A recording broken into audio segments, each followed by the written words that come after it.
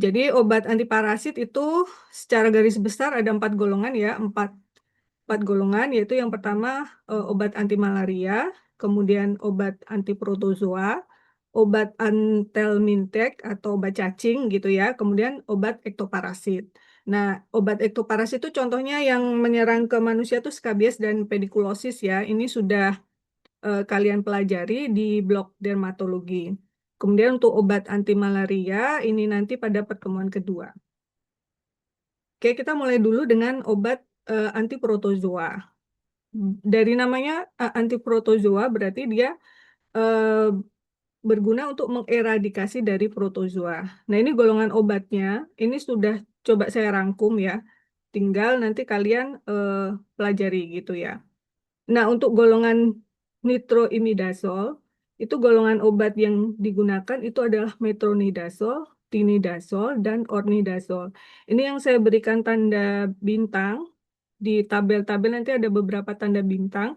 Ini adalah obat-obatan yang eh, sudah jarang digunakan, kemudian sulit ditemukan, ataupun sudah tidak dipergunakan. Tetapi karena kita membahas tentang farmakologi, ya kita kita boleh pelajari eh, obat-obatan yang dulunya pernah dipakai. Sekarang mungkin sudah tidak dipakai lagi karena ya efektivitasnya kurang baik atau kurang optimal, ataupun timbulnya efek samping. Nah, yang sering dipakai itu metronidazol ya. Mungkin kalian udah pernah mendengar ya nama metronidazol. Jadi setelah direduksi maksudnya ini setelah dimetabolisme oleh organisme anaerob ataupun protozoa, ini nanti metronidazol itu akan menghasilkan metabolit reaktif yang akan merusak dari DNA dari organisme tersebut. Nah, untuk farmakokinetiknya dia diserap sangat baik ya secara oral, kemudian bisa penetrasi jaringan dan central nervous system ya, susunan saraf pusat atau otak itu cukup bagus. Kemudian metabolismenya terjadi di hepar, kemudian eliminasinya terutama melalui urin. Kemudian golongan yang berikutnya ada tinidazol. Ini mekanismenya sama ya dengan metronidazol. Kemudian, nah ini perbedaannya dia waktu paruhnya itu lebih panjang dari metronidazol. Karena waktu paruhnya lebih panjang daripada metronidazol, maka biasanya dia pemberiannya juga frekuensinya akan lebih eh, jarang dibandingkan dengan metronidazol. Kemudian untuk onidazol ini ya sama, masih satu golongan tapi jarang dipakai ya. Oke, kemudian eh, golongan aminoglikosida. Untuk golongan aminoglikosida, salah satu contohnya yang digunakan untuk amubisid luminal. Jadi nanti kalian akan temukan luminal, berarti amubasitnya itu ditemukannya di luminal, gitu ya. Kalau amuba kan bisa luminal, bisa ekstraluminal. Nah, kalau amubasitnya itu dugaannya masih di luminal, itu bisa diberikan paramomisin. Nah, ini mekanisme kerjanya, dia menghambat sintesis protein dari protozoanya ya, sehingga nanti ya protozoanya mati gitu. Kemudian, nah ini menjadi hal yang logis ya, karena memang karena dia ditujukannya itu di luminal, pasti obatnya itu sangat sedikit yang diserap melalui saluran usus. Jadi obatnya itu lebih banyak di dalam saluran usus, makanya dia cocok digunakan untuk amubisid luminal. Kalau seandainya kalian menggunakan obat-obatan amubisid lainnya ya, yang dia daya serapnya itu tinggi, maka konsentrasi obat di dalam luminal itu akan lebih rendah dibandingkan di dalam darah. Padahal kita targetnya itu adalah eh, amuba yang ada di dalam luminal, gitu ya. Itu bisa kalian pahami sehingga nanti bisa diterapkan untuk obat-obatan yang lainnya. Kemudian ada juga iodoquinol. Ini untuk protozalumin juga ya, terutama entamoeba histolytica. Tetapi mekanisme molekulernya tidak sepenuhnya eh, bisa dijelaskan secara jelas gitu ya. Nah, ini absorpsi oral juga terbatas. Kemudian eliminasinya melalui urin ataupun feses. Sebenarnya kalau obat itu bioavailabilitas rendah, artinya obat itu diserapnya tidak bagus, dia sebagian besar obat pasti ekskresinya itu melalui feses ya. Jadi untuk hal-hal yang seperti itu tidak perlu dihafalkan, tinggal dipahami saja prosesnya itu pasti dia sesuai dengan fisiologis dari tubuh gitu. Kemudian ada juga yang amoebisit itu ya ada di loksanit, furuat, kemudian ada dihidroemetin. Ini juga berfungsi sebagai amibisit. Lagi-lagi ya untuk luminal amoebisit. Tetapi karena ini tanda bintang, jadi obat ini tuh sudah jarang ya digunakan. Kemudian golongan berikutnya ada thiazolid. Contohnya ada nitazosanid. Ini dia menghambat dari enzim yang ada di dalam protozoa ya, sehingga mengganggu metabolisme energi anaerob dari protozoa. Ini enzim apa yang dihambat? Ini namanya pyruvate ferrodoksin oksidoreduktase dependent electron transfer. Jadi untuk yang memfasilitasi proses pembentukan ya transport elektron di dalam protozoa. Nah, nitazonid ini merupakan prodrug ya. Jadi kalau prodrug itu obatnya dia tidak aktif, tidak mempunyai aktivitas farmakologik, tetapi metabolitnya lah yang aktif, gitu ya. Prodrug ini cepat dihidrolisis menjadi tizosanid. Kemudian tizosanid ini ikatan terhadap protein ini cukup kuat, cukup tinggi ya. Kemudian dia dimetabolit di hepar dan diekskresikan melalui urin dan empedu. Kemudian ada juga pirimetamin. Pirimetamin ini menghambat enzim DHFR protozoa, kemudian dia diserap oral cukup bagus, kemudian distribusinya luas, waktu parunya panjang. Kemudian ada juga sulfadiazin, ini menghambat enzim dihidroterosintase. Nah, ini biasanya dikombinasikan dengan pirimetamin untuk blokade folat berurutan. Jadi ini adalah digunakan untuk memblokade sintesis asam folat pada organisme ya, mikroorganisme. Dalam hal ini adalah protozoa. Kemudian dia diserap secara oral juga bagus, distribusinya luas, bisa sampai ke susunan saraf pusat. Kemudian metabolismenya di hati dan eliminasinya di ginjal. Kemudian ada golongan nitrofuran, ini contoh obatnya nifurtimox. Nah, ini mekanisme kerjanya, ya ini nanti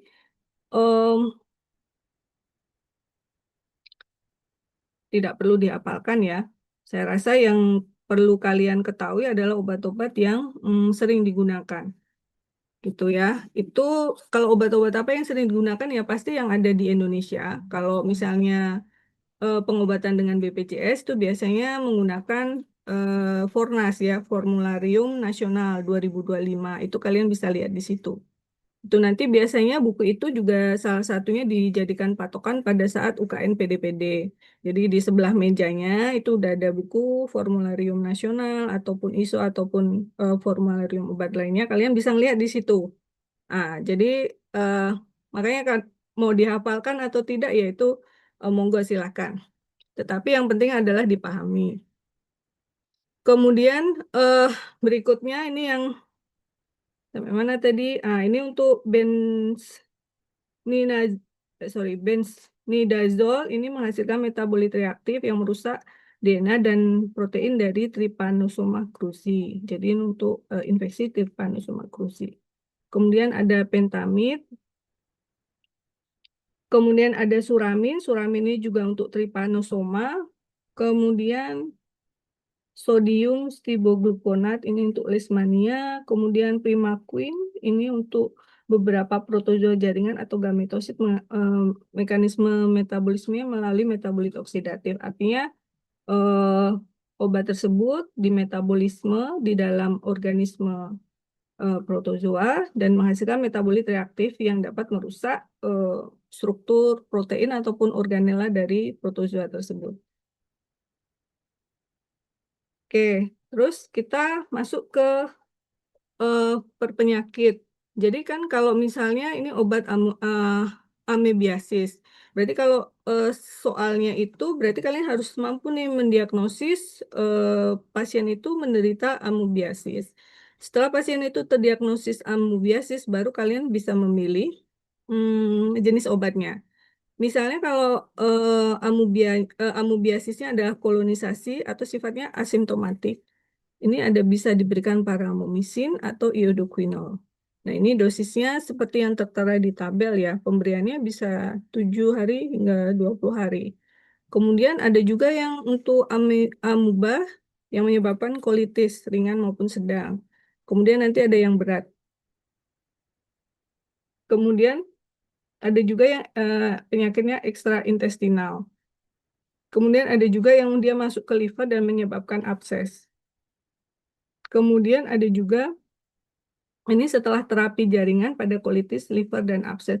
Maksudnya setelah terapi jaringan itu dilanjutkan gitu ya, kayak maintenance gitu. Itu untuk mengeradikasi secara optimal dan mencegah ke rekurensi. Nah ini kan kalau kalian lihat nih ya, kan yang sering dipakai adalah metronidazole. Misalnya kalau kalian dokter umum kan paling yang sering ditemukan amoebiasis yang kolitis ringan hingga sedang ya. Ini obatnya kan metronidazole, tinidazole. Ya udah dihafalinin aja, metronidazole, tinidazole. Berapa dosisnya? Kalau metronidazole nih dosisnya 500 sampai 750 miligram per oral 3 kali sehari. Kalau anak-anak berapa? Kalau anak-anak ya dihitung berdasarkan berat badannya. 35 sampai 50 miligram.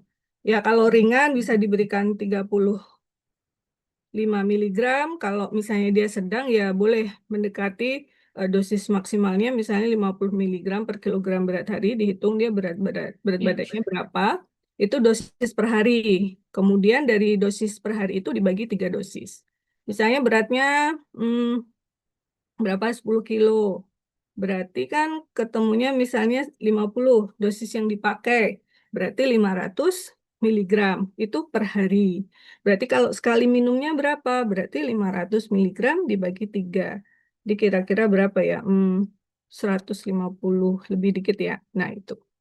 Kemudian Hmm, atau pakai tinidazole. Kenapa kok tinidazole bisa 2 gram langsung PO? Jadi dia single dose. Kenapa kok single dose ya tadi? Karena dia waktu parunya lebih panjang dibandingkan dengan metronidazole.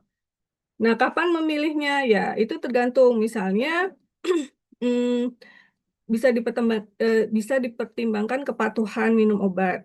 Ya, kalau misalnya pasiennya itu kepatuhan minum obatnya itu rendah, ya bisa juga diberikan alternatifnya tinidazole karena dia single dose dan durasinya juga lebih singkat 3 hari dibandingkan dengan metronidazole yang membutuhkan waktu 7 hingga 10 hari. Kemudian berikutnya ada giardiasis. Nah, kalau tadi kan penyebabnya amuba ya. Kalau giardiasis berarti penyebabnya juga giardia, eh, ya parasit giardia ya. Nah, ini obatnya juga sama nih. Tuh kan, tinidazole, metronidazole.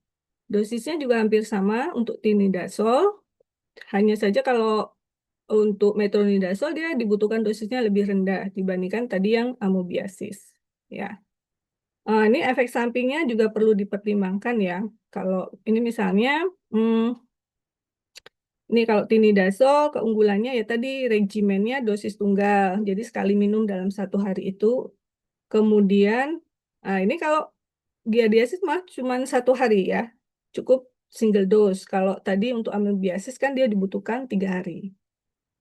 Nah, untuk metronidazole ini sangat luas digunakan secara global. Jadi antara tinidazole dan metronidazole itu yang lebih sering diresepkan itu metronidazole ya, mungkin karena ketersediaan atau hal yang lainnya, alasan hal lainnya ini, tetapi dia sebenarnya lebih sering menyebabkan efek samping gangguan gastrointestinal dibandingkan dengan tinidazole.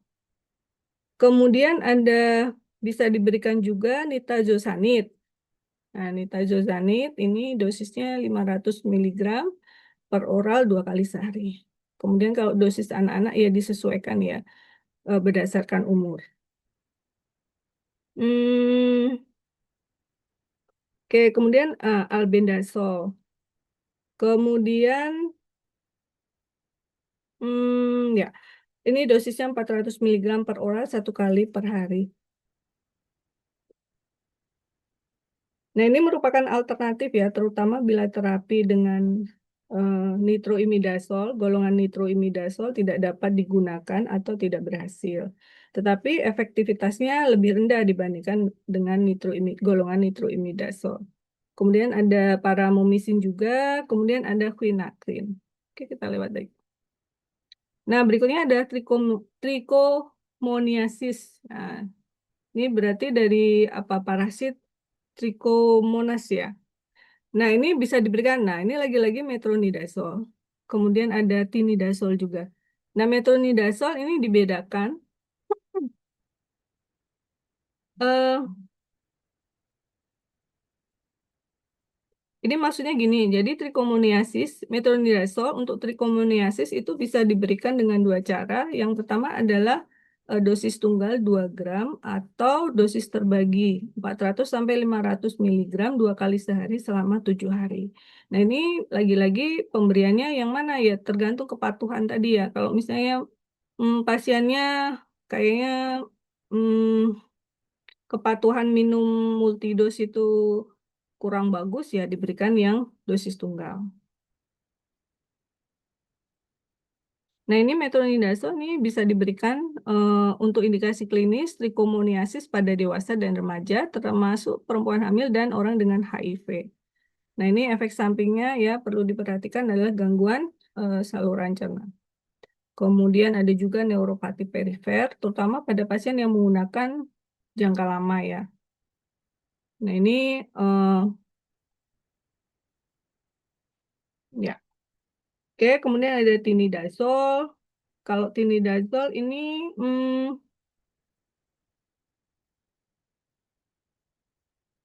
untuk single dose ini tidak boleh digunakan untuk kehamilan ya. Oke, lanjut. Berikutnya ada toksoplasmosis.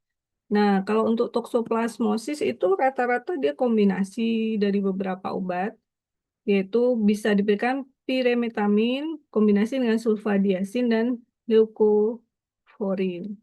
Ini untuk toksoplasmosis yang enfalitis, jadi yang menyerang otak dan dewasa ya, pasien dewasa. Ini dosisnya, dosis awal 200 mg per oral, kemudian dilanjutkan untuk dosis berikutnya yaitu sesuai dengan berat badan. Kalau beratnya kurang atau sama dengan 60 kg itu dosis keduanya itu 50 mg per hari. Kemudian kalau lebih dari 60 kilo itu dosisnya lebih tinggi ya, yaitu 75 mg per hari. Itu untuk pirimetaminnya. Kemudian kalau sulfadiazinnya ini sesuai juga dengan berat badan. Kemudian kalau leukovorinnya itu 10 sampai 25 mg per hari. Ini tergantung dari keparahan dari gejalanya. Nah, ini yang perlu diperhatikan, pirimetamin ini dapat menyebabkan supresi sumsum tulang. Ini efek sampingnya ya. Kemudian leukovorin diberikan untuk mengurangi toksisitas hematologi. Jadi itulah sebabnya kenapa dikombinasikan obatnya. Kemudian ini perlu dilakukan pemantauan itu tadi ya, darah rutin ya, karena kan dia efek sampingnya supresi sumsum tulang. Kemudian bisa juga diberikan dengan trimetofin dan sulfamethoxazole, biasanya disingkat TMP, SMX. Ini untuk toksoplasma encephalitis ya. Nah, ini perlu hati-hati apabila pasien alergi sulfa. Jadi ini obatnya ini mengandung gugus sulfa ya. Jadi pada beberapa orang gugus sulfa itu bisa bersifat eh, menimbulkan alergi. Nah, itu kalau alergi pada obat tuh yang paling parah kan misalnya Stephen Johnson syndrome tuh ya, yang seluruh kulit wajahnya itu bisa melepuh kemerahan. Makanya kita kalau memberikan obat itu harus sebelum menuliskan ke resep kita tanyakan dulu ada tidak alergi obat. Sehingga kalau pasiennya alergi obat terhadap suatu obat, nah itu kita perlu hati-hati tidak memberikan golongan obat yang sama dengan yang dia alergi terhadap obat itu. Kemudian, nah kalau misalnya dia intoleransi atau kontraindikasi ya dengan golongan sulfa misalnya tadi ya, nah maka sulfanya itu diganti dengan clindamycin ya. Nah ini yang perlu diperhatikan karena clindamycin itu antibiotik ya. eh jadi dia bisa terjadi resiko diare yang disebabkan oleh Clostridium difficile. Jadi Clostridium difficile itu akan tumbuh apa ya, tumbuh lebih banyak di saluran cerna kita sehingga menimbulkan masalah diare tadi kalau pasien tersebut terlalu lama atau terlalu sering mengkonsumsi antibiotik. Kemudian hmm, kemudian ada juga atovaquone ini alternatif ya kalau misalnya pasiennya itu tidak bisa menerima regimen obat yang tadi telah disebutkan. Kemudian ini kalau pada anak, kemudian ada juga yang kongenital ya. Kongenital kan kalau yang ibu hamil itu kan ada TORS itu ya, T-nya itu kan tokso. Nah ini kalau misalnya ibu hamil menderita tokso, ini bisa akibatnya kan toksoplasmosis kongenital. Nah, ini diterapinya dengan ini ya, terapinya. Ya, ini balik lagi ya, karena ini terapinya kan 12 bulan. Jadi, tetap pemberiannya itu melihat rasio benefit dan efek samping yang ditimbulkan. Sekiranya kalau benefitnya itu lebih banyak dibandingkan efek sampingnya, mungkin bisa dipertimbangkan untuk memberikan terapinya. Kemudian, hmm, Kemudian kalau misalnya ada terbukti infeksi toksoplasmosis ya akut pada kehamilan sebelum 14 minggu. Ini atau bila belum ada bukti infeksi janin. Nah, ini kalau membuktikan infeksi janin juga tidak mudah ya, harus dilakukan apa itu apa namanya? Biopsi dari eh, cairan amnionnya atau mungkin menggunakan metode yang lain ya. Itu bisa diberikan spiramisin. Ini pemberiannya 1 gram per oral tiap 8 jam. Jadi totalnya 3 gram per hari. Ini tujuannya untuk mengurangi transmisi infeksi dari maternal ke fenal. Kemudian, hmm, nah kalau misalnya infeksi maternalnya sudah terbukti ya janinnya terinfeksi, ini regimennya juga berbeda. Nah nanti mungkin akan lebih dibahas ya kalau misalnya kalian mengambil apa spesialistis di obstetri dan ini mungkin akan lebih dibahas di sana bagaimana cara pemberiannya. Kemudian untuk pirimetamin umumnya dihindari trimester pertama karena pertimbangan teratogenet. Nah, ini gimana nih? Pirimetamin diberikan tapi dia dihindari. Nah, balik-balik lagi tadi ya, tergantung tadi risiko benefit dan efek samping yang ditimbulkan tuh perlu pertimbangan yang lebih bijak dari nanti dokternya ketika memberikan. Kemudian berikutnya ada cryptosporidiosis. Nah, ini kalau ini obatnya nitazosanid ya. Oke, ini nah kalau nitazosanid itu nanti yang perlu kalian pertimbangkan itu adalah status imunokompeten. Jadi pada pasien yang imunokompeten itu berarti sistem imunnya bagus, dibedakan dengan imunokompromis. Kalau imunokompromis itu yang sistem imunnya tertekan, misalnya pada penderita HIV, kemudian pada individu yang menggunakan steroid jangka panjang atau pasien yang apa pasca transplantasi organ itu kan biasanya sistem imunnya ditekan ya. Semisal dia menderita cryptosporidiosis, nanti kita perlu pertimbangan penggunaan dari nitazosanid ini. Nah, kalau misalnya pasiennya lebih dari 12 tahun, berarti anak-anak 12 tahun ke atas ya, dan dewasa, kemudian dia imunokompeten, ini dosisnya bisa diberikan 500 mg per oral, dua kali sehari ya, selama 3 hari, ini diberikan bersama makan ya. Efek sampingnya nyeri abdomen, ya gangguan saluran intestinal ya, kemudian sakit kepala. Nah, ini dapat menyebabkan perubahan warna urin. Kemudian nah, ini untuk efektivitas pada pasien imunokompromis ini masih belum terbukti ya efektivitasnya. Jadi antara diberikan dan tidak diberikan ini sepertinya tidak begitu jauh berbeda bermakna. Nah, terus kalau misalnya pada usia 1 hingga 3 tahun nih dosisnya lebih kecil, 100 miligram, kemudian kalau 4 sampai 11 tahun nih dosisnya 200 miligram. Nah, ini maksudnya digunakan suspensi oral tuh ya maksudnya kalau anak-anak kan biasanya susah ya untuk eh, masih belum bisa misalnya menelan tablet ya kalian harus resepkannya adalah eh, bentuk sediaan lainnya, misalnya suspensi dan sirup. Kalau sirup tuh bentuknya ya sirup, kayak sirup sirup marjan itu ya, dia homogen. Nah, kalau suspensi dia non homogen. Non homogen tuh berarti obatnya mengendap di bawah. Jadi kalau minum harus dikocok secara benar. Nah, itu nanti yang perlu disampaikan nih ke pasien gitu ya. Dan kalian kalau milih-milih bentuk sediaan obat tuh harus mempertimbangkan itu. Kita harus memastikan pilih bentuk sediaan obat yang bisa pasien itu mengkonsumsinya. Kemudian pada pasien HIV atau imunokompromis ya, ya meskipun bukti efektivitasnya terbatas ini, tapi kalau misalnya eh, terlalu parah gitu ya, ya kita bisa berikan apa obat nitazosanidnya ya, dosisnya 500 sampai 1000 miligram per oral 2 kali sehari selama 14 hari atau lebih tergantung dari eh, apa berat ringannya penyakit. Kemudian bisa juga diberikan paramomisin. Ini tanda bintang nih dia juga alternatif ya, tapi jarang sekali digunakan untuk kasus cryptosporidiosis. Nah, mungkin yang perlu kalian pahami bahwa kadang suatu obat itu dia digunakan untuk terapi parasit tertentu ya, tapi di satu sisi lain dia juga jarang digunakan untuk infeksi parasit lainnya. Yaitu tergantung dari tadi data dari efektivitas dari saat uji prekliniknya maupun uji klinisnya. Sampai sini ada yang mau ditanyakan? Oke, kalau tidak ada, obat berikutnya adalah obat antelmintek, jadi obat cacing ya. Nah, kalau cacing kan ada banyak ya.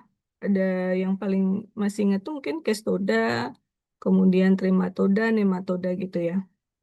Nah, untuk golongan obatnya itu ada albendazol, mebendazol, kemudian tiabendazol, kemudian tiklobendazol. Jadi ini adalah golongan benzimidazol. Kalau albendazol ini mekanisme kerjanya ya. Jadi dia berkaitan dengan beta tubulin, suatu protein di dalam cacing. Kemudian dia menghambat polimerisasinya. Kemudian sehingga glukosa, uptake glukosa oleh cacing terganggu dan ya kalau uptake glukosanya terganggu, fungsi sel dari cacing juga terganggu dan akhirnya menyebabkan kematian dari cacing. Nah, ini absorpsi oralnya rendah tetapi meningkat dengan makanan yang berlemak. Jadi kalau misalnya kita makan dengan minum obat setelah makan makanan yang berlemak itu berarti meningkatkan bioavailabilitasnya. Kemudian cepat dimetabolisme menjadi albendazol sulfosik yang sifatnya aktif ya. Kemudian waktu paruhnya sekitar 4 sampai 15 jam. Kemudian eliminasinya terutama melalui urin. Mebendazol juga sama ya mekanisme kerjanya. Ini absorpsi oralnya juga rendah, sebagian besar tetap di lumen usus. Kemudian tiabendazol, nah ini diserap oral lebih baik dibandingkan dengan mebendazol. Metabolismenya secara hepatik dan eliminasinya terutama melalui urin. Kemudian kalau tiklabendazol ini aktif untuk trematoda ya, terutama fasciola, mengganggu mikrotubulus dan fungsi sel parasit. Sebenarnya nanti di depan, di belakang nanti akan apa berdasarkan cacingnya itu masing-masing ada aktivitasnya. Oke, next.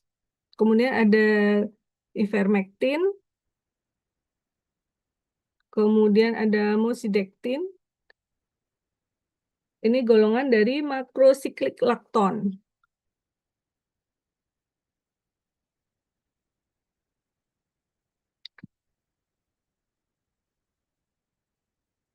Kemudian ada golongan praziquantel. Ini dia meningkatkan permeabilitas kalsium pada cacing. Jadi kalau kalsiumnya tinggi ya, hiperkalsemia itu kan bisa menyebabkan spastik ya. Jadi kontraksi spastik, kemudian cacingnya paralistik dan kerusakan tegumen dan mati. Ini diserap oral dengan cepat. Waktu paruhnya pendek, dia mengalami metabolisme pertama di hepatik. Kemudian dia bioafilitasnya dipengaruhi oleh inducer atau inhibitor dari CYP. Jadi ini obatnya mudah mengalami interaksi obat ya. Kalau misalnya kalian baca dia mempengaruhi enzim CYP di hepar, itu kemungkinan obat itu bisa mempengaruhi atau dipengaruhi oleh obat lain ketika seorang dokter itu memberikan polifarmasi atau memberikan obat lebih dari satu. Kemudian berikutnya adalah pirantel pamuat. Nah, kalau untuk pirantel pamuat ini, mekanisme kerjanya agonis reseptor nikotinik asetilkolin. Jadi nanti dia menyebabkan pembukaan kanal kation, depolarisasi persisten, sehingga menyebabkan paralistik spastik dari cacing. Nah, untuk pirantel pamuat ini absorpsi di saluran cernanya sangat jelek ya, sehingga dia bekerja terutama di lumen. Jadi untuk cacing-cacing yang berada di hmm, saluran cerna ini cukup efektivitasnya cukup baik ya, karena tadi dia obat lebih lama di saluran cerna. Kemudian ini golongan berikutnya ini kan ada pirantel pamuat, kepotong ini. Terus ada juga oksantel pamuat, sama ya. Kemudian ada juga yang golongan piperezin, levamisol, metrifonat, dan oxamniquin. Masing-masing golongan obatnya ini. Kalau GABA agonis berarti dia mekanisme kerjanya pasti agonis reseptor GABA dari cacing. Jadi rata-rata itu memang menyebabkan spastik ya. Jadi paralisis spastik dari cacing. Cuman dia jalurnya itu beda-beda. Ada yang melalui GABA, ada yang melalui tadi kanal Florida dan sebagainya. Nah, kalau metrifonat ini golongan organofosfat ya. Organofosfat tahu ya, organofosfat itu yang pestisida itu ya. Jadi ini memang tidak lagi digunakan ya. Kemudian oxamniquin ya. Oke, lanjut. Kemudian ada juga nih golongan niklosamid, tribendimid. Nah, ini untuk eh, jadi kalau misalnya buku itu menyebutkan spesifik kestoda, berarti itu penelitiannya memang menggunakan kestoda gitu ya. Nah, apakah bisa digunakan pada eh, jenis cacing yang lainnya, misalnya nematoda? Nah, itu perlu dicari lagi ya. Tapi selama yang belum ada berarti belum dicantumkan, belum ada penelitiannya maksudnya. Kemudian, nah ini yang berikutnya antifilarial. Jadi filariasis itu ya, itu obatnya adalah DSC, dietilkarbamazin. Ini dia mengubah eh, membran dari mikrofilaria ya, sehingga eliminasi oleh sistem imun tuh meningkat.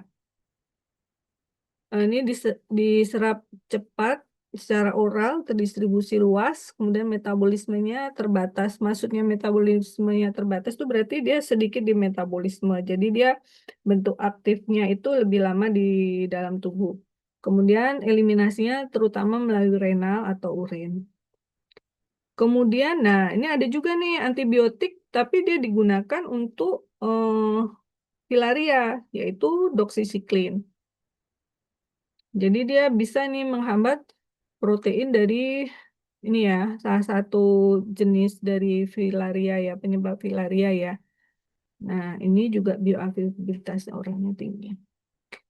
Tapi apakah semua antibiotik bisa digunakan untuk antiparasit? Tidak, tidak harus diingat-ingat antibiotik apa yang bisa digunakan untuk antiparasit. Ya, salah satunya tadi doxycycline dan tadi ya yang sebelumnya tadi. Kemudian zosamid ini juga ada. Jadi obatnya itu sebenarnya ya tumpang apa tumpang tindih bisa digunakan untuk beberapa spesies. Nah, ini kalau misalnya dikelompokkan kira-kira seperti ini ya. Jadi kalau untuk kestoda, nematoda, dan trematoda. Jadi kalau yang perpotongannya kan albendazol, albendazol, ya. Kemudian praziquantel, kayak gitu, ya. Kemudian, hmm, ini kalau untuk albendazol itu bisa digunakan untuk nematoda, Sisyphosis, Cutaneous larva migran, Toxicariasis, Echinococcus. Kemudian mebendazol ini juga bisa digunakan untuk nematoda intestinal. Contohnya misalnya Ascaris, Trichuris, Hookworm, dan Enterobiosis. Kemudian kalau tricarbendazol itu untuk fascioliasis. Ivermectin ini bisa untuk strongyloidiasis dan penyakit lainnya ya. Ini yang kemarin kalian pelajari ya, kabies dan pediculosis itu kalau yang sediaan oral, ini sediaan oralnya ya, kalau sediaan yang olesnya itu kan permitin salep misalnya gitu. Kemudian misodextrin ini bisa untuk onchocerciasis. Nah ini eh, jadi kalau hmm, perlu diperhatikan bahwa ketika kita memberikan terapi anti parasit ini ya, itu bisa ada risiko untuk mikroorganisme tertentu karena dia mati ya. Jadi ibaratnya itu protein-protein hasil kematian dari parasit itu akan terdegradasi di dalam tubuh dan bisa menyebabkan dari reaksi imun ya dari mikrofilariasis yang sudah mati tadi ya. Sehingga itu perlu hati-hati pemberiannya. Contohnya misalnya pada kasus moxidectin ini ya. Kemudian untuk praziquantel itu untuk schistosomiasis atau trematoda bisa juga. Kemudian untuk cacing pita intestinal juga bisa. Kemudian, nah ini beberapa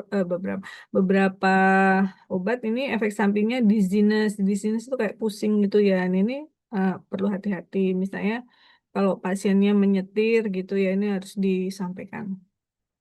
Kemudian tadi ini filariasis tadi ya dietil karbamasin. Nah, ini tidak boleh diberikan pada onchocerciasis karena kematian mikrofilarianya dapat terjadi reaksi imun akibat kematian mikrofilaria. Kemudian untuk obat-obat golongan ini ada lini kedua ya dari schistosoma, baik itu schistostomanya kan ada macam-macam tuh dari yang hematobium, Mansoni. Nah, jadi berdasarkan apa hasil pemeriksaannya apa, nah kita berikan sesuai hasil pemeriksaannya. Nah ini tanda bintang alasannya ini dia tidak lagi berlisensi di USA ya. Kemudian eh untuk niclosamid ini juga sudah dihentikan obatnya eh, oleh FDA ya. Kemudian pirantel pamuat ini juga bisa digunakan untuk nematoda intestinal, terutama enterobiosis juga beberapa nematoda lainnya. Nah, ini tidak efektif terhadap trichuris. Ya. Kemudian ini turunan dari pirantel pamuat ada osantel pamuat ya. Ini juga udah tidak diedarkan di USA ya oleh FDA. Kemudian doxycycline tadi ya sudah. Ini sebenarnya sudah sini hanya mengulang ini untuk indikasi klinisnya. Itu. Ini kalau mau lebih spesifik berdasarkan hasilnya, hasil kuman parasit penyebabnya itu misalnya kalau Ascaris lumbricoides ditemukan misalnya telur Ascaris lumbricoides ini pilihan obatnya ini gitu ya. Ini sebenarnya hampir-hampir mirip sama yang tadi. Jadi ini pengelompokannya beda-beda tergantung nanti kalian mempelajarinya mudah yang mana gitu tabelnya. Oke, terus ini pengobatannya ini ya, obatnya bisa digunakan ini dosisnya. Kemudian kalau trikuriasis, ini dosisnya, nah ini kan hampir sama kan, albendazole, mebendazole, nih albendazole, mebendazole. Kadang dosisnya sama, kadang dosisnya berbeda. Itu aja yang perlu diperhatikan. Kemudian kalau untuk ini cacing hookworm ya, ini bisa ada ankylostoma atau Necator americanus. Ini kan obatnya kan hampir sama kan, albendazole, mebendazole. Cuman ini ada pirantel pamuatnya. Oke, terus ini dosisnya ya.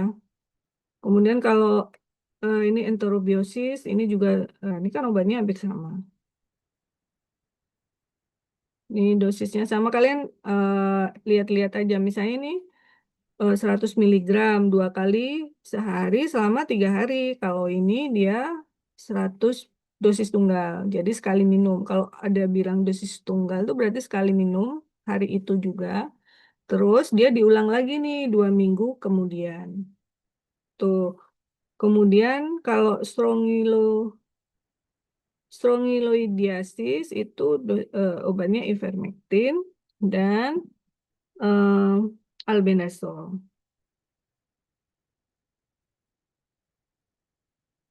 Oke. Hmm,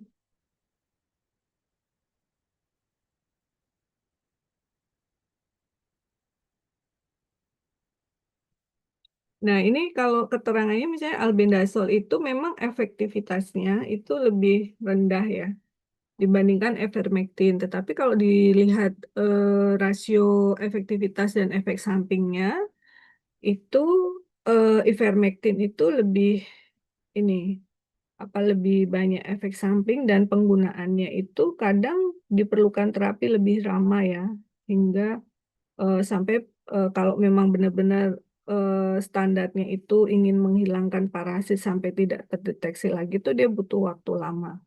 Tetapi kalau misalnya tanpa pemeriksaan lab itu dosis empirisnya adalah 200 mikrogram per kilogram berat badan per oral dalam 1 hari selama 2 hari. Kemudian ini kalau ini kayaknya jarang ya, hmm, parasit ini. Capillaria filipinis, kemudian Trisinella toxocara. Ini kan obatnya sama lagi kan, mebendazole, albendazole, mebendazole, albendazole. Ya nanti kalian eh, cari cara bikin catatan ya, yang mirip-mirip tuh di dirangkum jadi satu. Kemudian ini tadi udah ya sebenarnya. Kemudian ada Brugia ini ya filariasis tadi ya di etilkarbamasin. Kemudian, nah ini yang perlu diperhatikan. Jadi dietilkarbamasin itu kan dia memang membunuh dari mikrofilarianya ya, tetapi dengan tereradikasinya mikrofilaria itu tidak otomatis limfadenema yang sudah terjadi itu membaik. Jadi nanti butuh eh, manajemen terapi ya. Nanti kalian bisa baca ya, karena manajemen terapinya itu non farmakologis ya. Jadi ada beberapa metode untuk mengurangi dari limfademanya tadi. Kemudian di etilkarbamasi ini selain untuk filaria ini juga bisa untuk loa-loa, kemudian tropical pulmonary eosinofilia. Hmm, oke. Kemudian ya obatnya sih sebenarnya ini aja diulang-ulang. Nah, berikutnya adalah Kestoda.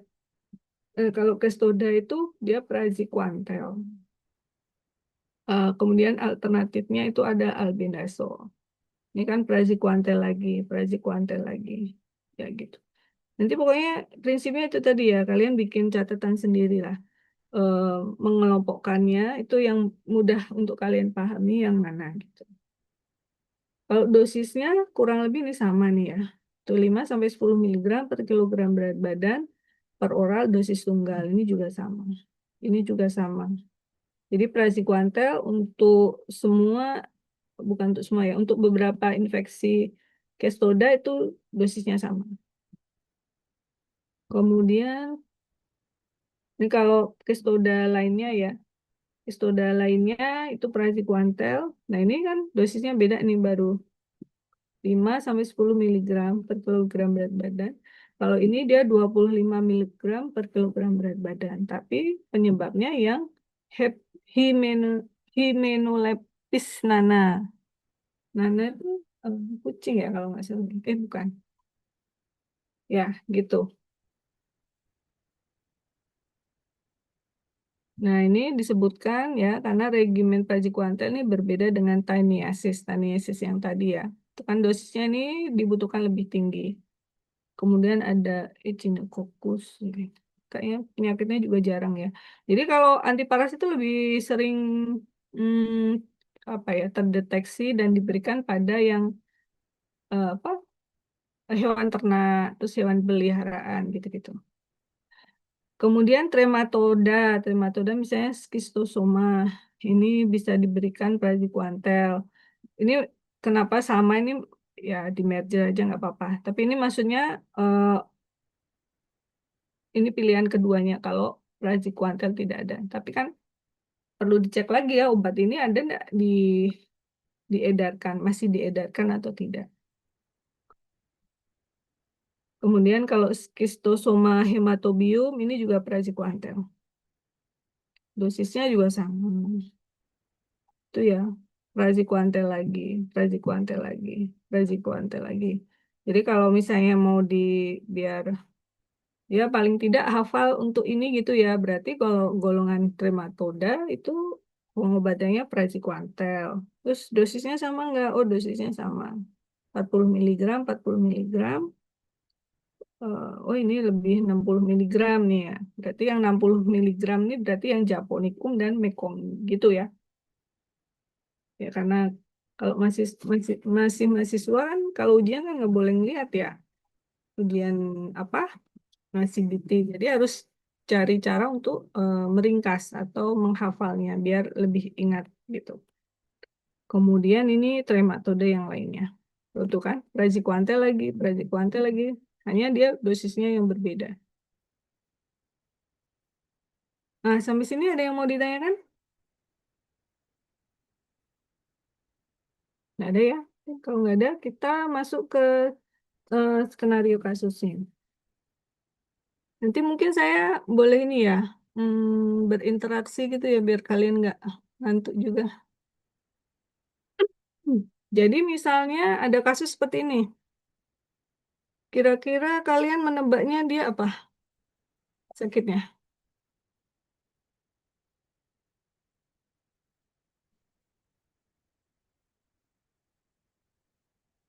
Iya, alim. Apa, maaf, bergema.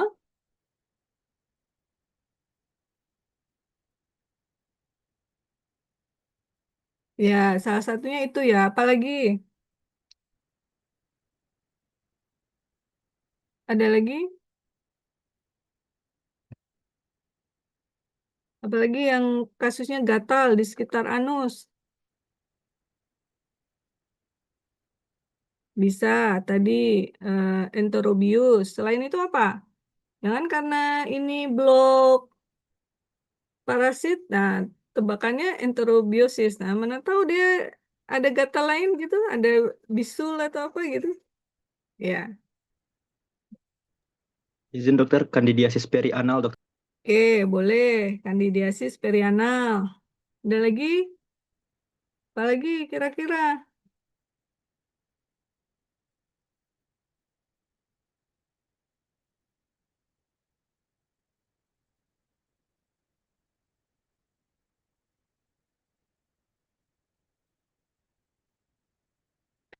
Oke, terus, nah, habis itu kan kalian udah ada tuh di dalam pikiran kita ada dua ya tadi ya, sehingga kita tanyakan tuh Jadi ini enterobiasis atau kandidiasis nih. Jadi kan kita anamnesis lebih lanjut, Bu, sejak kapan gitu kan. Terus gatalnya itu malam hari terutama saat apa gitu ya.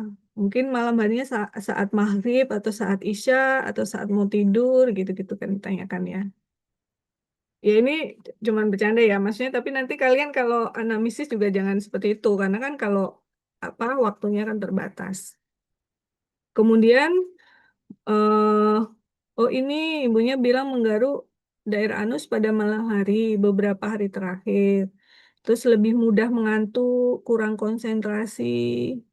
Nah, terus tidak terdapat demam, tidak ada diare, muntah, tidak ada nafsu makan, masih ada apa nih ketutup. Terus tidak ada darah dalam tinja gitu.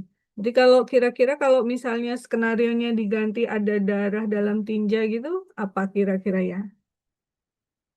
Nah, itu perlu atau jangan-jangan kalau ada darah dalam tinja itu perlu karena dia habis digaruk-garuk sampai berdarah, kemudian ada di fesesnya ada darahnya, atau dia ada koinfeksi, jadi selain ada tadi yang kita duga tadi, mungkin dia ada penyebab penyakit lainnya, nah itu yang harus diperhatikan. Nah, ternyata terus kan udah nih dari RPS, RPD udah, terus RPK-nya, Bu ada nggak yang sakit seperti adik nih gitu. Ternyata ibunya bilang nih, adiknya yang berusia 5 tahun juga mengeluhkan hal yang sama. Terus, nah terus kalian semakin, wah ini jangan-jangan berarti yang penyakit yang bisa ditularkan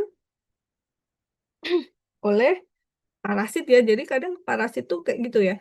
Yang baju-baju yang dipakai, terus pakaian-pakaian yang dipakai gitu kita tanyakan.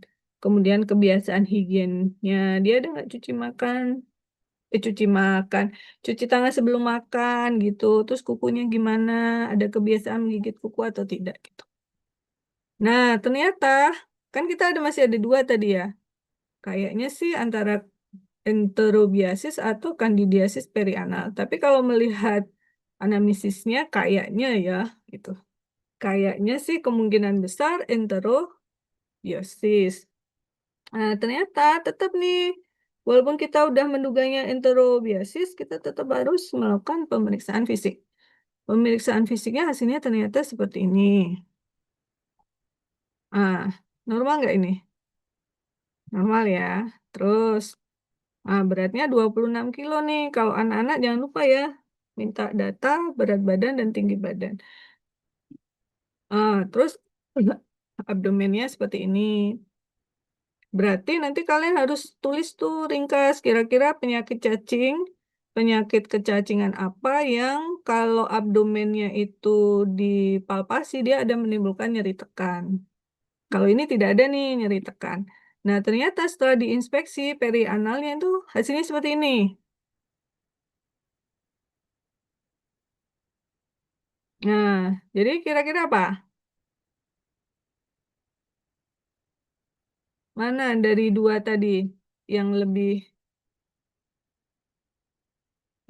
apa? Lebih terkonfirmasi dengan hasil pemeriksaan fisiknya. Ternyata tampak eritema ringan dan ekskoriasi akibat garukan. Jadi saking gatalnya tuh digaruk-garuk gitu ya sampai dia lecet. Kemudian tidak ditemukan vesikel, pustul, nodul, atau terowongan pada perianal. Ini apa dugaannya kalau terowongan itu? Masih ingat nggak? Kalau ada kalimat terowongan atau kanalikuli apa untuk penyakit apa? Masih ingat nggak? Lu,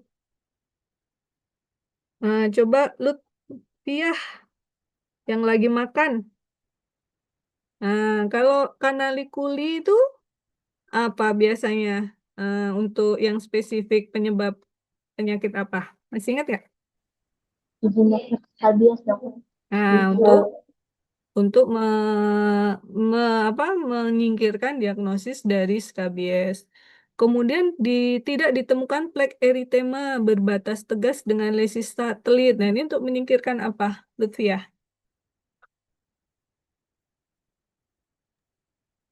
Izin dok, boleh diulangi nggak dok? Ini yang tampil di itu, tampil di layar. Hmm. Untuk menyingkirkan apa?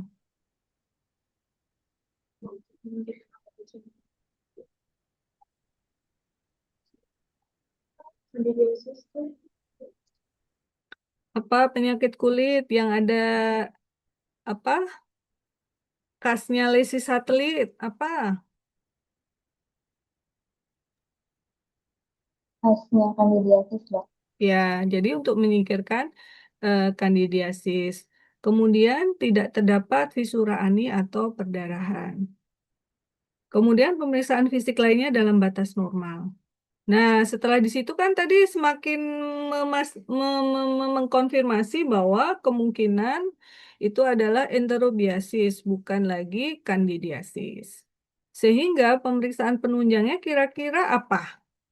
Nah, Lutfiah lagi.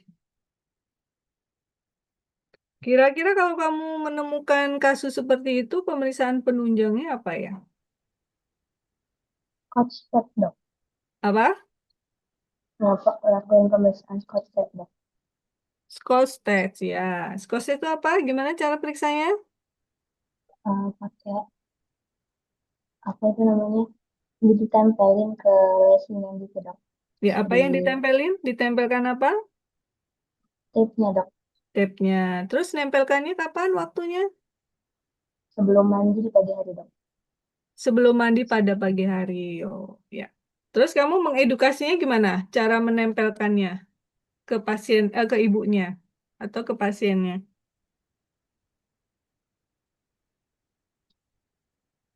Ditempelin ke seluruh lesinnya gitu dok. Lesinya mana? Kan ibunya nggak tahu. Tanya, ini lesinya yang mana dok? Ditempelinnya di mana? Kamu bilang lesi, oh, ibunya nggak tahu. Lesi itu apa ya dok ya? Nggak ngerti dia. Yang tadi kan ada bekas apa yang merah-merahnya itu dok. Oh, di merah-merahnya. Ya bilang aja, kenapa malu? Bu, ini tempelkan di anusnya atau di lubang anusnya, di lubang dia keluar nya itu di situ. Ah, udah ngomong gitu aja, jelas. Nah, kalau yang lecet-lecet, ya kalau lecet pantat di situ nggak ada telurnya ya nggak dapat nanti. Terus apalagi pemeriksaan penunjangnya? Ada lagi nggak yang mau di pemeriksaan penunjang?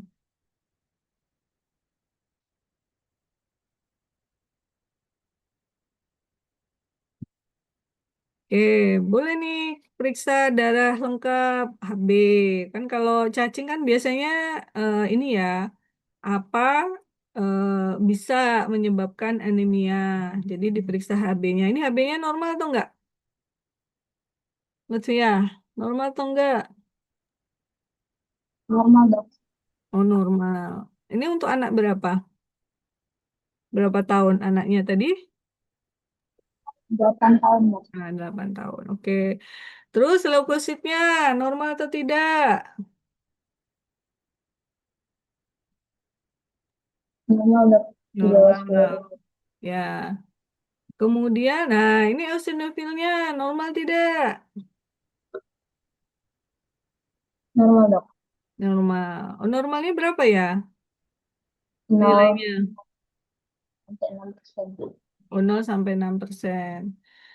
Nah, pemeriksaan tinja rutin tidak menunjukkan telur atau parasit.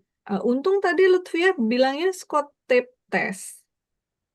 Kalau kalian misalnya pemeriksaan tinja, kalian bilang pemeriksaan tinja ada telur cacingnya, ternyata jawaban dari penguji misalnya ya dia tidak menunjukkan telur atau parasit. Nah, terus kalian jangan bingung, langsung ingat kata-kata Lutfiah tadi. Apa Lutfiah tesnya?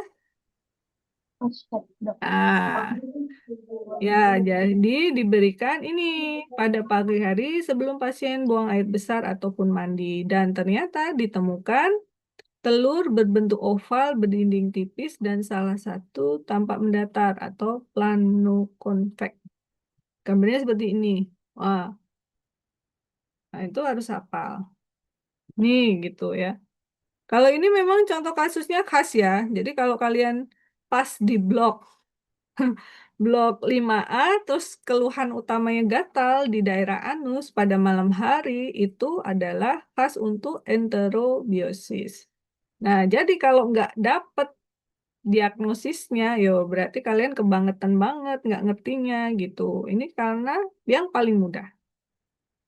Ah, tadi kan udah bagian kejawab ya sama Lutfiah nih, ya. Nah, sekarang diagnosisnya udah ya.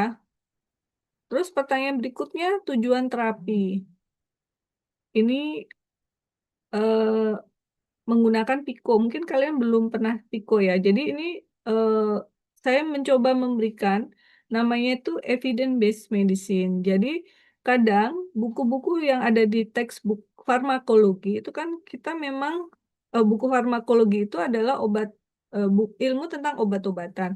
Baik obat yang sudah ya pokoknya semua obat yang sudah pernah diteliti, pernah digunakan, riwayat digunakan, sekarang udah tidak lagi ataupun masih digunakan.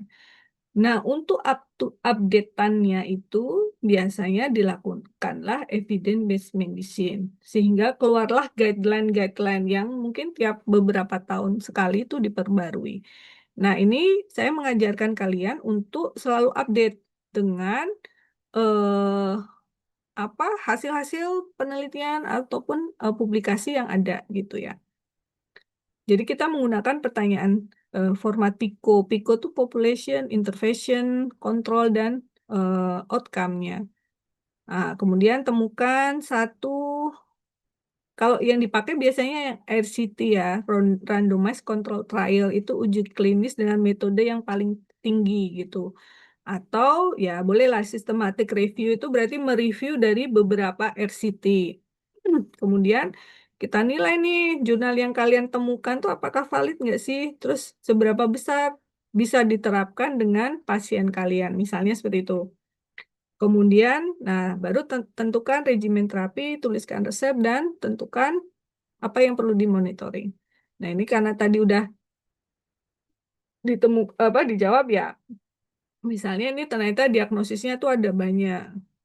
Kalau kalian misalnya suruh menyebutkan 2 diagnosis banding, nah itu boleh kalian pakai dermatitis kontak atau apanya. Hmm. Oke, terus tadi udah, ini masing-masing ada ininya ya, apa? Tuh. Terus, hmm, oke, terus, nah, tujuan terapi sekarang tujuan terapinya apa? Ya tujuan terapinya pasti mengeradikasi infeksi, terus menghilangkan gejala. Ini jangan lupa ya simptomatisnya kan garuk-garuk, anaknya sampai garuk-garuk. Kalau kalian nggak kasihkan obat ya dia garuk-garuk terus bikin lecet. Kemudian mencegah reinfeksi dan penularan dalam keluarga. Nah, tadi kan kalau misalnya kita lihat di sini kan obatnya kan mebendazole, albendazole, dan pirantel pamuat kan ya. Nah, terus kalau ini kan berdasarkan buku farmakologi, terus kalian ingin tahu nih sekarang itu evidence base-nya itu mana sih yang lebih bagus gitu? Ada nggak data terbaru? Apakah albendazole itu lebih baik nih dari mebendazole atau lebih baik dari pirantel pamuat? Nah, itu kita kepo gitu ya ibaratnya ya. Ingin tahu gitu. Sebenarnya mana sih yang lebih lebih efektif gitu ya untuk pasien anak-anak ini gitu. Sehingga kita gunakan nih untuk karena kita mau mencari yang kita mau tadi ya, apakah albendazole itu lebih bagus? Kita buat pertanyaannya itu pikonya. Nah, pikonya seperti ini. Jadi populasinya anak, tadi karena pasiennya anak-anak ya dengan enterobiasis. Kemudian intervensinya apa? Karena kita ingin membandingkan albendazole, nah maka intervensinya adalah albendazole. Kemudian kontrolnya mebendazole atau pirantelpamuan. Outcome-nya apa? Outcome-nya untuk eradikasi atau pencegahan reinfeksi. Nah, ini caranya PICO. Jadi PICO itu tergantung kita interest-nya, ingin tahunya itu tentang apa. Nanti tiap orang bisa berbeda-beda, dia interestnya dengan apa. Gitu ya. Kemudian, setelah pikonya ada, terus kita bikin pertanyaan kan. Jadi pada anak dengan enterobiasis, apakah albendazol dibandingkan mebendazol dan pirantelpamuat memiliki efektivitas berbeda dalam mencapai remisi dan mencegah kekambuhan? Oke ya, ini pertanyaannya. Pertanyaan eh, kita sebagai panduan untuk mencari tadi literatur. Nah, terus kan kalian cari nih yang biasa buat pakai apa? Misalnya PubMed atau bisa juga ini PubMed kalian masukkan keywordnya ini ya.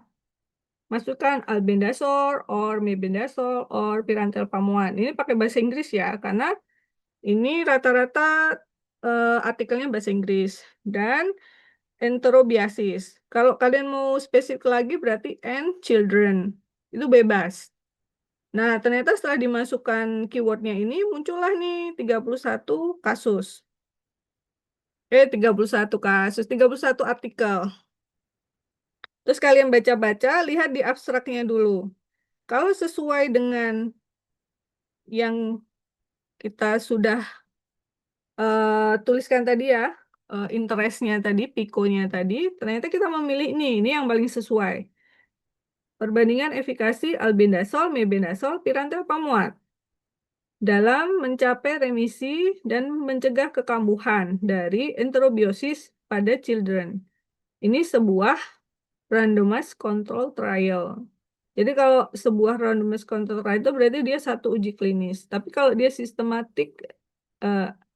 analisis systematic review atau meta analisis itu berarti dia lebih dari satu RCT ya. Kemudian dia membuat kesimpulan dari RCT gabungan itu tadi bagaimana hasilnya. Nah, terus sekarang apakah bukti tersebut valid dan seberapa besar manfaat terapinya? Nah, ini kalau dia valid atau tidak, kita perlu lakukan critical appraisal. Jadi kalau critical appraisal tuh, kalian udah pernah dengar nggak? Lutfi udah pernah dengar nggak critical appraisal? Belum, Dok. Jadi belum ya? Atau udah ada yang pernah? Ali mungkin? Atau Syashwina ini yang paling nampak di layar soalnya. Belum, Dok. Jadi critical appraisal itu adalah suatu langkah untuk menilai apakah artikel yang dipublikasikan itu memenuhi beberapa komponen sehingga dia dikatakan valid. Nah, nanti ada beberapa instrumen yang dapat digunakan itu tergantung artikel, desain artikelnya. Kalau tadi kan RCT ya, Randomized Control Trial. Sehingga kalian nanti instrumennya yang digunakan itu bisa Cochrane, kemudian bisa JBIN, bisa RCT. Nah, nanti ada kuliahnya nanti dengan Pak Dwi ya. Nanti kalian boleh tuh tanya-tanya dengan Pak Dwi. Ya. Kemudian, sorry. Ya. Kemudian setelah kita lakukan dengan ROB, oke, ternyata ini valid dan apakah dapat diterapkan? Ya, dapat diterapkan. Alasannya apa? Alasannya tadi ya sesuai dengan Pico yang kita mau. Kemudian hasilnya itu ternyata albendazol, mebendazol dan pirantelpamuat tuh efikasi remisinya sama aja. Taunya dari mana? Dari hasilnya ini. Nih ya, highest remisi memang benar adalah albendazol. Jadi secara berturut-turut albendazol itu remisinya 70%. Kalau mebendazol 59%. Kalau pirantelpamuat 67,5%. Kalau dari sini kan bukan seolah-olah ya, 70,5% tuh punyanya albendazol kan lebih tinggi tuh, ya kan? Dibandingkan 59 dan 67. Tetapi ternyata setelah diuji statistik dia tidak bermakna. Artinya perbedaan ini adalah perbedaan yang tidak bermakna. Tidak bermaknanya kenapa ya? Bisa jadi itu karena faktor peluang atau faktor dari desainnya gitu ya. Jadi ini tidak berbeda.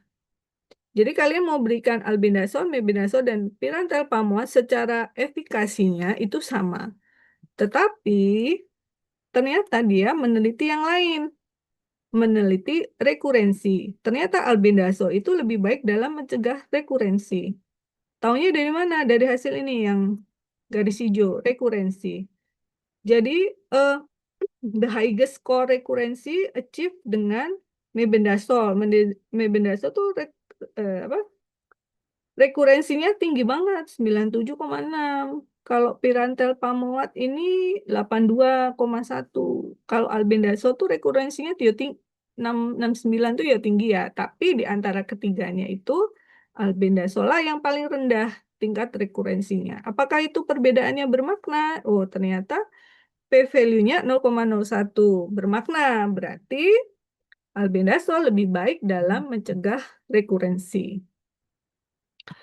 Oke, terus ternyata kalau dengan ditambah selain obat dengan proper hygiene atau perilaku higiennya itu lebih baik, nah itu eh, 90,3% tuh tidak tidak tidak didapatkan rekurensi dari penyakitnya. Jadi kalau dia memperbaiki higienitasnya itu 90% tuh tidak rekuren. Berarti ya sisanya tuh kalau nggak ada proper hygiene ya berarti kemungkinan rekurennya tuh sekitar 10%. Itu ya. Nah, terus dosisnya tuh gimana? Dosisnya yang dipakai pada uji klinis ini bisa dilihat di sini. Jadi albendazole 400 mg start dose. Jadi itu start dose itu maksudnya dosis yang awal tadi ya. Kemudian diulang dengan dosis yang sama setelah 2 minggu. Nih, kita bisa lihat dari metodenya. Nah, sehingga berdasarkan yang kita lakukan ini, maka terapinya ya, karena kita menerapkan IBM ya berdasarkan evidence-nya tadi kan bilang albendazole. Ketiganya sih sebenarnya efektivitasnya sama sih, Dok. Cuman dari segi rekurensi untuk mencegah kekambuhan ya tentu saja kita pilih yang ada plusnya kan. Plusnya adalah albendazole. Nah, ini balik lagi ya, kalau albendazolnya ada gitu. Kalau albendazolnya nggak ada gimana? Ya itu kan lain cerita gitu ya. Oke, kalau nggak ada ya berarti seadanya yang ada. Kemudian albendazole berarti ini ya kita tulis. Nah, terus kita cari nih BSO-nya, bentuk sediaan obatnya. Ternyata dia tersedia dalam bentuk tablet atau kaplet kunyah 400 mg. Jadi satu tabletnya itu isinya 400 mg. Ada juga sirup suspensi 200 mg per 5 mili.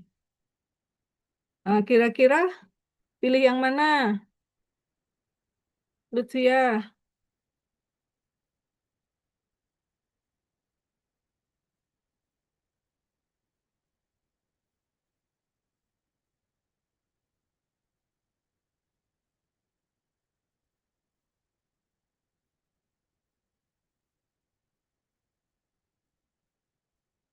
Masih bisa daftar, Dokter. Ah ya, apa Akram? Silakan, ayo cepat, semakin cepat menjawab semakin ini Jumatan loh. Ayo,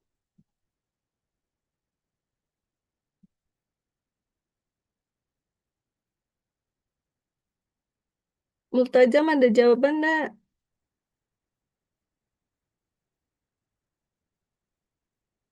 Pilih yang mana? Kan tinggal milih loh. Pilih A atau B. Pilih tablet kunyah atau sirup.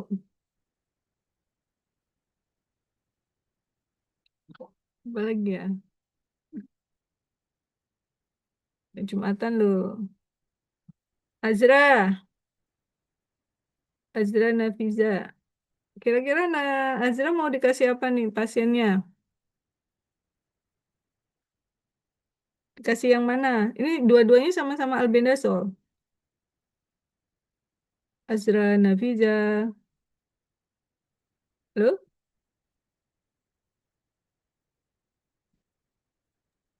Izin dokter, Ya.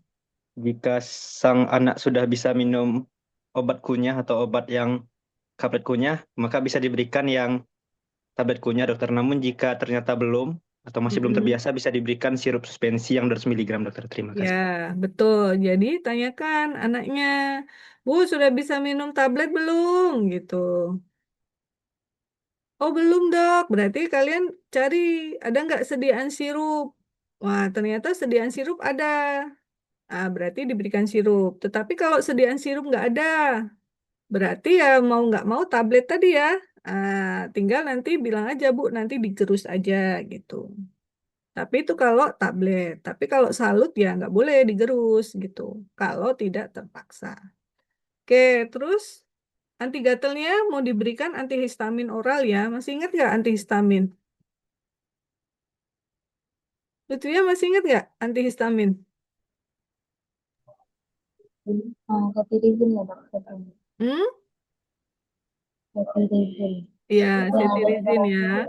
Itu tersedia bentuk sediaannya 5 dan 10 miligram tablet, terus sirup 5 miligram per 5 mili. Nah, mana yang mau dipilih? Itu tadi tergantung tadi ya, yang sudah disebutkan sebelumnya, tablet atau sirup. Kemudian dosisnya nanti tergantung dari kebutuhan. Dan kalau anak-anak ya berarti tergantung berat badan dan atau usia anak. Jadi nulis resepnya gimana nih?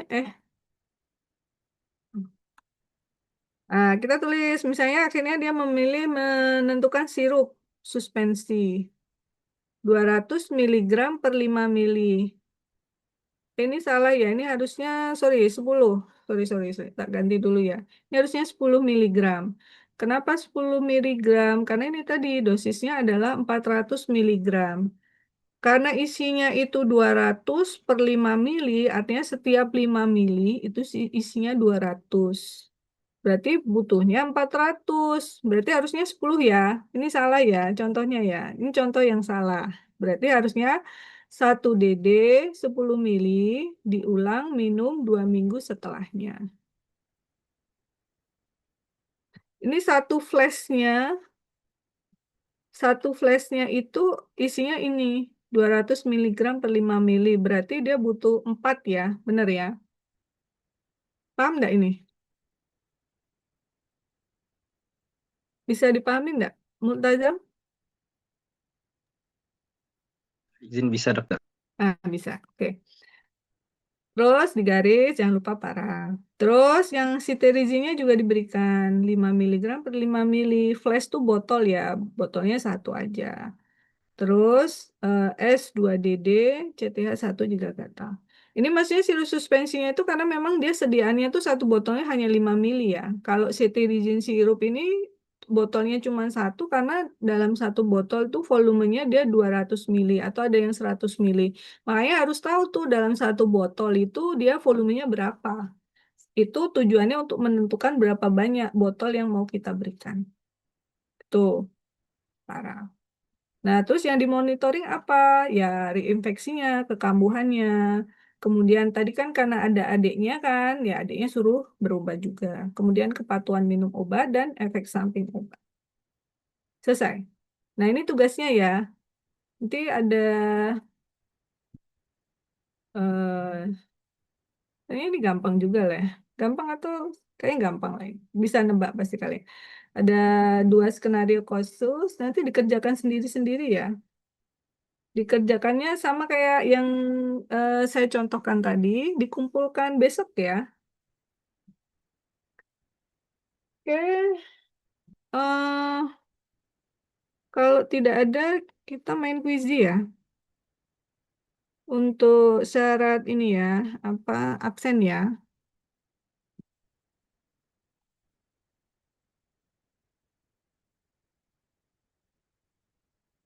Hmm,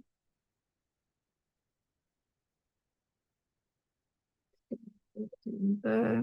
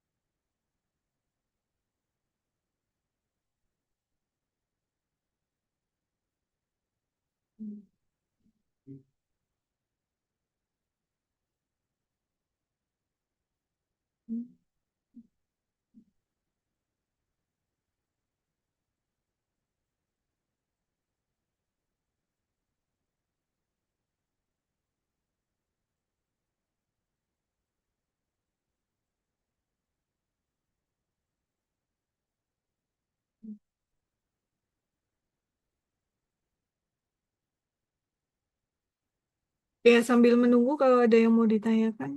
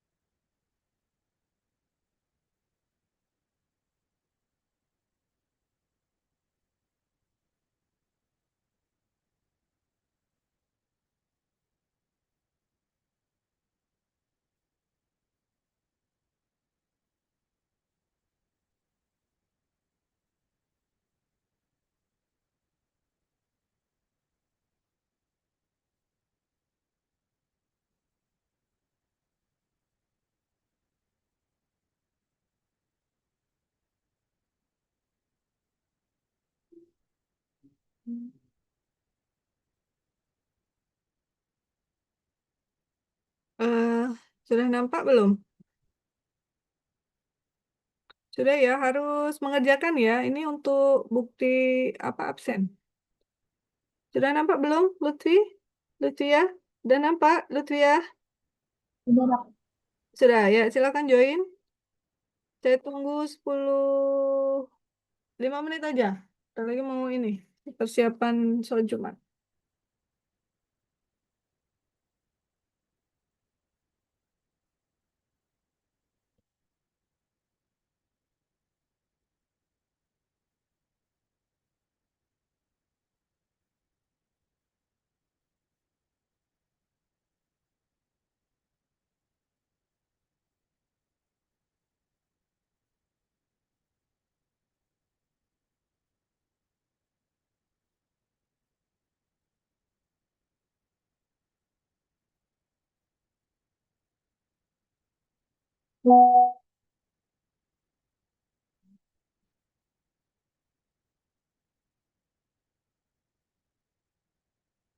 Izin dokter, untuk kodenya invalid dokter.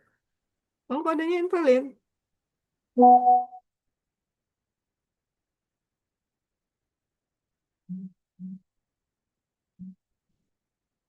Oh, bentar.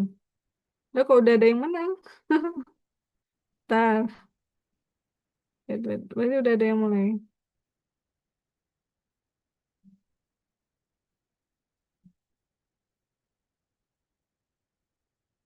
Hmm.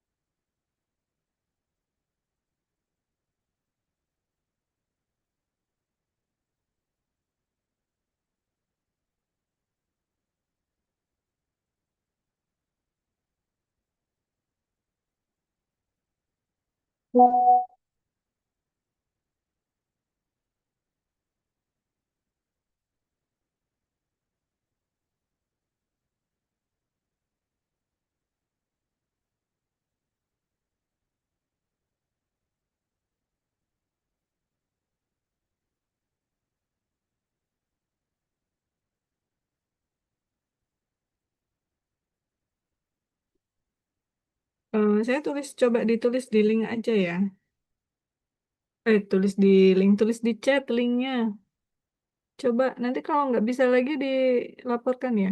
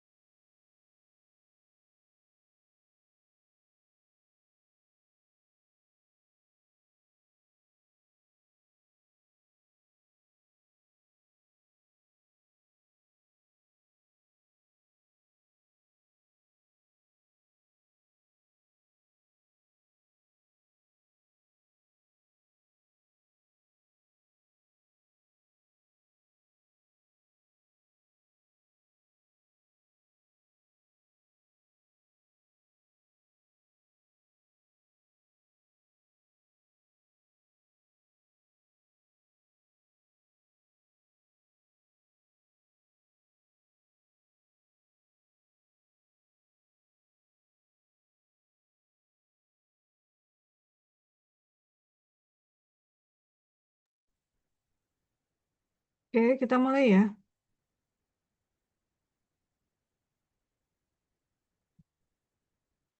Wait, biar seru.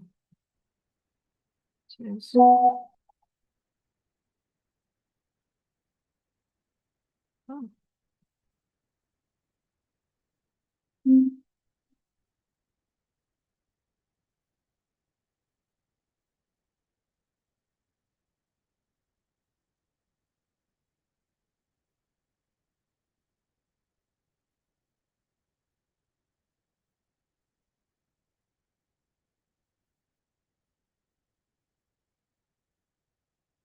Hmm.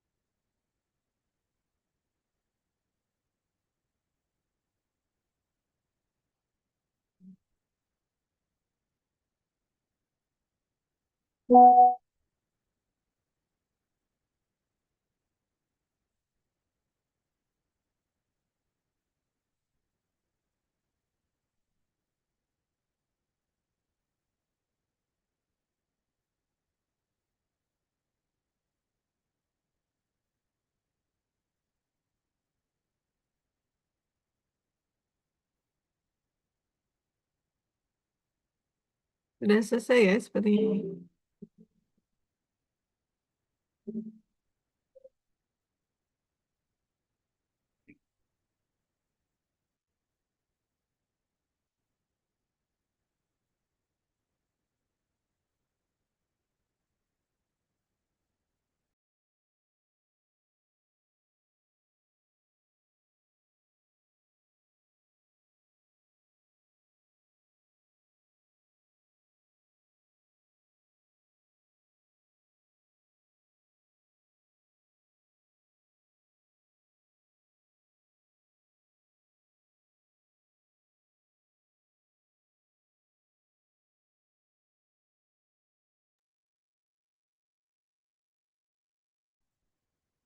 Ya, selamat untuk 3 teratas.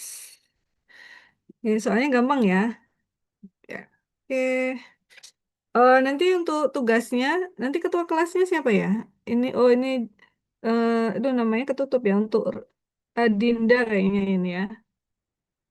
NIM 032, kemudian Ray 053 dan Muhammad. Ya, Muhammad. Oke, tadi. Ya, udah keburu keluar. Oke, selamat. Nanti yang lainnya juga bagus sih. Bagus pasti ya. Cuman ini kan kalah pakai cepat-cepatan ya, pakai waktu juga. Oke, untuk tugasnya nanti ketua kelasnya WA saya ya. Saya kasih format lembarnya. Jadi kalian mengerjakan tugasnya diketik aja, nggak apa-apa, nggak usah tulis tangan. Diketik ya, bukan di copy paste ya. Nah, diketik, jangan di copy paste. Nanti kalau copy paste tahu. Boleh dikerjakan. Ini tugasnya tugas kelompok. Jadi pilih teman 2 orang. Jadi mengerjakannya 2 orang. Mengerjakan,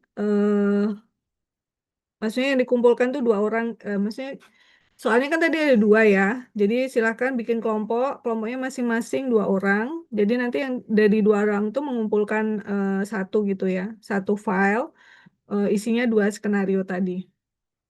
Ketuanya siapa nanti di WA ya, biar saya tahu nomor WA-nya. Siapa ketuanya?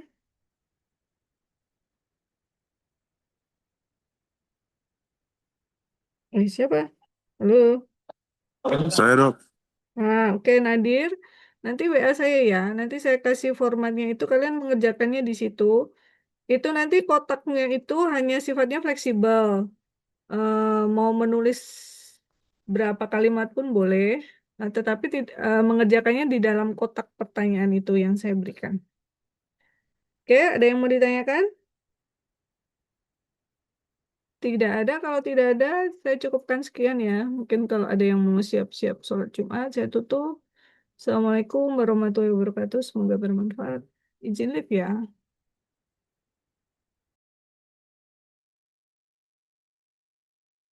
Jadi apa tugasnya Paul?